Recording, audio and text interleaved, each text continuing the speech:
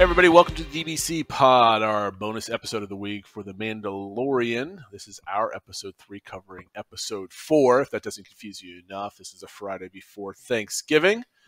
And Phil and I just had a good time watching the episode. And Phil, again, this is your second time viewing it of the night? I did. It is, but I always enjoy watching it with you because we watch it more straight through. When I watch it with the kids, it's like every 5 minutes, it's like someone needs to go to the bathroom, somebody needs to drink a water or whatever. So, and you can pay attention to more details. So straight into the reactions. I don't think we probably won't get into the overall arcing discussion that we had last week, even though I really enjoyed last week's episode and the talks. And we should have kept recording because it went on for like another half hour, I think, after we hit stop. But my first impressions are it's a good bridge episode, even though we're not getting, after last week's excellent episode, it's more of a bridge episode. The ship got fixed, he had a little foray, and now off he goes into the unknown, so to speak. What do you think, Phil? Yeah, I mean, I think we definitely got a little bit more of the larger story, we had with the callback to the scientist, and obviously Moff Gideon was in this one, and why, what they were doing with the child, with the asset, and we find out here that they were able to secure some of his blood. But yeah, the first word that comes to mind was it was a fun episode. Yes. It reminded me a lot of the original trilogy movies, like The Spirit. I mean, I wrote down like 5 different callbacks to different things from the movies, and just that sort of, it had a lot of humor too. So just that element of like fun, adventure, humor, it reminded me a lot of the original trilogy movies. But good humor, right? Like, it wasn't like cheesy. It wasn't like they weren't trying too hard. It was just like natural. Yeah, I mean, there were definitely a few things you could tell they were going for, and they knew what they were doing. But yeah, but it was for the most part, it fit. Yeah, it fit. Yeah. So what I mean, like you're doing your callback, right? So what was the thing that I said as soon as the speeder bikes were chasing the crew, like out of the lava canyon? It was like this whole episode is an excuse just to have speeder bikes in it. Yeah, that's all it was, and it was what I loved it. I'm like, I'm not ragging on them for it. I mean, I just want to call it out, and I love it. It was great. So, and even with that part, there was one specific part with the 2 guys, and once it's split up, and then they have the shot of him like accelerating on the foot. That was almost like straight out of the shot from the Scouts, Return of the Jedi, when they were on Endor, right? With the new different helmets. Then you had TIE fighters, yeah, and a shootout, and of course an awkwardly placed control panel that would utterly destroy the whole base with a couple buttons pressed. Which, of course, was just like in A New Hope when Obi-Wan went out on a similarly precariously perched panel to bring the shield down. So so it had all the components of a great episode. So, I mean, there really isn't too much commentary on this as like, where Mandalorian's going, other than some of the hints. So I liked how it was kind of like adventure episode of the week, right? You got to see some old characters that we now love now, right? They're part of the lore. And that just kind of goes to show how good they did writing those actors and directing them last season, right? Because they were marquee actors from season 1, and we got to see them again. Yep. So the one other callback, not callback, but one thing that interested me, and I wanted to say this as soon as the episode ended, it was in the last season with Grimoff, and they had all these, I'm assuming they were droids in like charging stations or whatever. At the very end, yeah. I think they were droids. I mean, we think of, battle droids or something like that from like the prequel era, or they were like super suits or something. Because, I mean, I don't know if they're trying to get the blood and inject it into other species, maybe then they use those suits. I don't know, or maybe it's another plan he has of using those droids. It looked like droids. I mean, to me, it looked like droids, right? I don't think they'd be suits, or he would either be in one of them or whatever, even though they're trying to make him look like a human Darth Vader with his kind of costume or whatever, his outfit or whatever you want to call it. But they were lined up in bays, so if you want to cross-pollinate with Star Trek, they kind of look like Borg, kind of like, modules that they kind of go to rest in type of thing. They're very dark, so you couldn't really make up anything. But it was very ominous, obviously, by the camera angle. And the music really kicked in then with like very Empire-ish sounding music. Like, so he has a plan, right? And one thing that kind of, I don't know if you picked up on this. So there was a female officer that received like the tracking devices in the Razor Crest. And like, you would be rewarded in the new era. And that kind of like said, I almost got flashes like this is how the new order is starting, right? So they're giving hints of that a little bit. Yeah, I don't know if they know Did at you that pick up on point. that? I did. I mean, I definitely picked up on the term "new era." I mean, I guess it kind of made it seem like, look, we know we suffered a defeat, but the Empire will rise again, and there will be a new era to the Empire.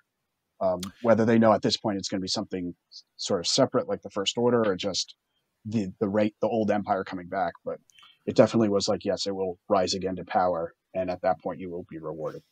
So I'm going to go. I'm going to take myself out of this this episode a little bit. I'm just going to go is that Disney is going to just say the sequels never happened, and the new Empire will rise again because the New Order never really made sense. See here, I promised that we wouldn't go into an overarching conversation about Star Wars, but here I am already trying to put the sequels into Legends category already. just pass them away. So again, like there wasn't too much. Baby Yoda was as cute as always, right? He was cheering on the fight. I made a comment to you because we both have kids when Baby Yoda was trying to repair the ship with the red wire, blue wire. Yeah. I got really upset by that scene because that's just my life with a 7 and 5 and 2-year-old. Yeah. I was living in the moment. I'm like, just listen to me. Listen. No, don't do that. Stop. Listen to me. And it's just, yeah. I was like, that's my life now, forever. And now Mandalorian sharing on it in the Star Wars universe. It was great. It's just like having a real kid, right? Yeah, it is. And what it kind of also showed that Yoda can kind of understand things because he's able to say red versus blue, and he understood red. Yeah. And before we kind of he can kind of sense like emotion a little bit, but we never knew if he could actually understand words. Mm-hmm. So I guess it's kind of evident that maybe he actually can. And I don't think we'll ever see Baby Yoda, evolve into anything else, but it's interesting. So here's the question. So we nothing really happened in the overall arc of the story other than Razor Crest has been repaired, and we have basically a tease or a foreshadowing to the end where you have these weird kind of scary things in shadows, right? Mm-hmm. So that's the only thing that that's the only thing that the show accomplished for the overall story arc. What do you think happens next week? So I think the next week he gets to the planet, and I'm blanking on the name of it, but where he's headed. Whether he gets there at the beginning of the episode or towards the end, I don't know. But I think he gets to his destination next week. And he probably will have to go on a search while he's there or ask people. It's not going to be like he shows up and Ahsoka's right there. Right. But I don't think they'll add in another side quest at this point. They've had a couple of those. I think he gets to the planet next episode. Plus, I think this episode is the one Dave Filoni directs. So I'm sure the next one is okay. Yeah, I haven't looked at the titles and the credits for any of the future episodes. So we've had opening sequence, episode 1, kind of resetting the story. Mm-hmm. Episode 2, Yoda eats some eggs. The internet goes crazy because bad things are happening or whatever. People get overly sensitive. Episode 3 happens, and you introduce all the characters. Everybody's super stoked, and this is the best episode in the world of Star Wars. Episode 4 gets us a side quest with a connection to the next episode of where we're going. I wouldn't call it as wasteful as the second episode because we got hints of what's to come. We're setting the grand fight at the end, right? The accumulation of the season. So what I think is going to happen next is we can't have another filler episode because we can't do we're limited in episodes, right? So it's not like X-Files or Star Trek where you have a happy episode or a Monster of the Week episode. So we're going to land on whatever planet, and the mysterious cloaked figure that we saw last week that was hiding behind cargo and so forth is going to present herself to Mando probably when he lands because he's going to start asking questions, right? So they're going to kind of either she's going to get ahead of him and answer his questions, or she's going to follow him and he's going to find some answers, and she's maybe guarding Ahsoka because he's going to search for her. Obviously, that's where we're leading. So I think we're going to get to where he's going like right as the episode opens, and the whole episode is going to be a somewhat of a filler episode, I want to say, but it's going to be a filler episode of like getting to the what everybody wants. Like it's gonna end with potentially him going into and seeing Ahsoka for the first time, and then it cuts off. Like she maybe it's like A Force Awakens where you see Luke and it ends type of thing. Yeah, I or think just that's how that episode her ends. back or something like that. Yeah, Something like that, right? You can see her posture and you recognize it from the show. You don't see her face, or you just see like maybe her hood's down and you see her head from the back type of thing, and it's like yeah, exactly. very like you know what she looks like, so you're like that's her, and then everybody, oh! And then go to credits, and you're like ha ha ha, you now have to wait another week type of thing. So I think there's going to be an adventure and some sleuthing, and what I would love to see is potentially a different planet type. What do you think? Do you think we're going to go like a city planet finally, or is it going to be another backwater planet? Yeah. I don't know. I think it'll be more backwater, maybe not quite as much, but it's a new city. It's not something, or a new planet. It's not really known in the Star Wars universe, so I can't imagine it's anything major. But I don't think it'll be just like a forest world with like just a village on it or something like that. I think it'll be a little bit more than that, but I guess we'll find out. Well, okay, so we have a new place that they're going to go to. Hopefully, it's a new scenario. It's not desert. It's not water. It's not like whatever. Maybe hopefully there's a lot of people involved. But then again, if you're chasing after an aloof Jedi and some mysterious people, it's probably going to be backwards because we're still on the outer rim. I don't think he's going that far. Right. So I just hope that there's maybe. I just, as much as I love the action and the adventure, I would like to see a little bit more of drama going into this next episode. I think that would be kind of benefit where the series is, and a little bit of a space adventure too. Might towards the end might be really beneficial. I would like to see some more spaceships not flying in atmosphere but in outer space.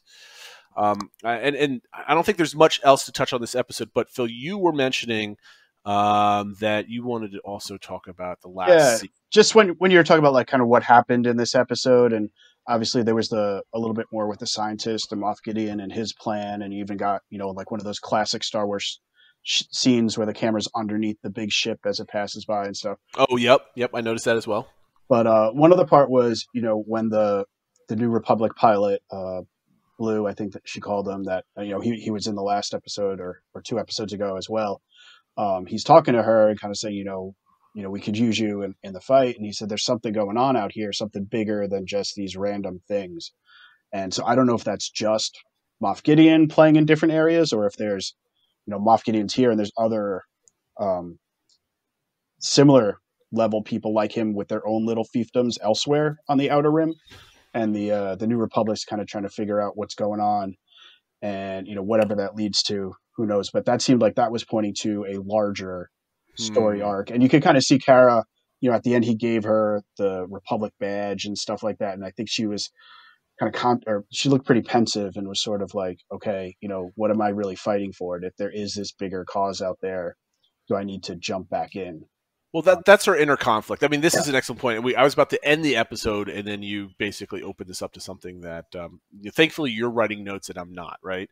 So, so you can see her inner conflict for sure. That's a good notice. Like, she's kind of settled in, like, I'm just working with friends. I'm just going to be in the marshal, right, in this little locale. But you could tell that she wants to be destined for bigger fights or better things. And that was a good pickup. Now, to your other point with Gideon and everything else, I don't think it's a fiefdom in the Empire, because the Empire's got to get their shiny new uniforms, new tech. Yeah, that's true. They did point out that the guy made a comment that the transport ship was like a mint condition, brand new, which obviously is a fun play because that's a mock of the Mattel toy that got created that back in the 80s. That actually was never in the movies, so they brought it back for The Mandalorian. So it's just kind of funny that if you had a mint condition one of those toys, it'd be worth a lot. Oh, right. Yes, I did actually remember reading about that. That's a good pickup. I didn't put 2 and 2 together.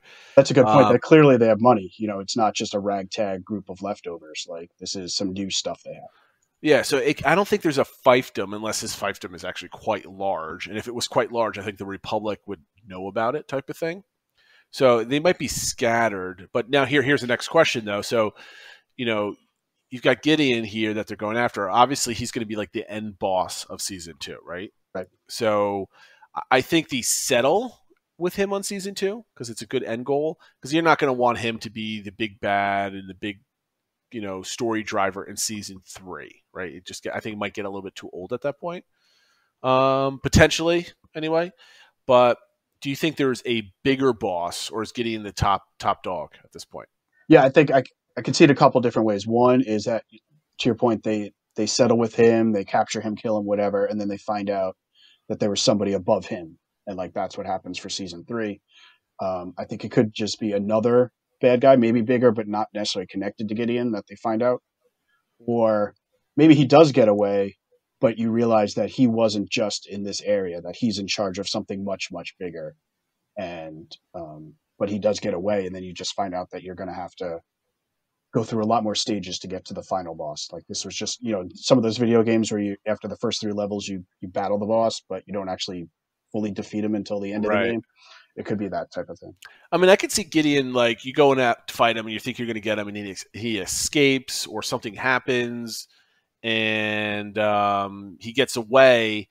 But at that point, you realize he's not the ultimate guy. He's just like a lieutenant or like the second-hand man or the right-hand man of somebody much more fearsome. Mm-hmm. And I would love for that to happen because I could see them, because they want more Star Wars movies at some point in the next 2, 3, 4 years or whatever it might be. And if you start developing this, again, I'm going back to the beginning of the show where I'm trying to get rid of the sequels. That's the problem here because there's a finite space between this and Force Awakens, which is what, like 25 years from now? Is that what it is? Ish, yeah. Ish. I thought it was like 30 something years between Jedi. It's like and 5 years after, so yeah, so it's about 25. So this is 5 plus 30 something, like minus from the 30 something. So yeah, 25 years. Like, what are you going to? You can't squeeze that much because you're going to do another Clone Wars with this, right? You're going to create this whole universe with alternative characters that have big things to do in the galaxy, and then it all is like forgotten by history in Force Awakens, which is stupid. Yeah. So it'll be interesting to see where they go with this, and I'm not even going to start contemplating and writing fan fiction on this podcast to figure all that out. So I'm excited to see where it goes. I like how they're allowing the season to breathe. Like, you got big updates last week. You got introduced to new characters, which will probably obviously will come back at some point, whether it's this season or next. And I can already see Disney seeing people's reaction to last week's episode and be like, maybe we have other Disney Plus shows in the making now with some of these characters, which I think would be awesome. And just to let everybody else knows, Phil made fun of me because on social media that I never watched Clone Wars. Just give everybody an update. I watched the first 6 episodes, even though that's only 1.5, 2 hours worth of programming at this point. I'm trying. It's good stuff, but I'm making my way because the fact that Filoni is on this show, I should have been caught up completely between season 1 and 2, but I see where they're going with all this, so I need to be now kept up to date with everything that's been done before. Okay, with that, I think we're at the 20-ish minute mark. We had some technical difficulties, so you might see some hacked together audio files in the middle, so I apologize for that afterwards. Catch us this week on our typical weekly show, which we'll be recording in a couple of days. And I think, Phil, this is going to be one of the first episodes in a while where it's a happy episode. Yeah, you were commenting that you've never seen the kind of the news threads on the various message boards so positive. So a lot of cool stuff. A lot of good stuff. So do we keep that going, or do we kind of try to get it to crash it down and bring people back to reality? No, we're always want to bring the magic. Whether it's I think, what, I'll just save it for the weekend, the episode that we're going to record the other day, because this is a Mandalorian episode. With that being said, guys, thanks for listening. Phil's going to publish this on social media hopefully tomorrow night, which is Saturday. I'm assuming I'm going to get off my butt and do some editing tomorrow morning. With that being said, guys, have a good night, and we'll see you in a couple days. Take care, guys. All right. Have a good one.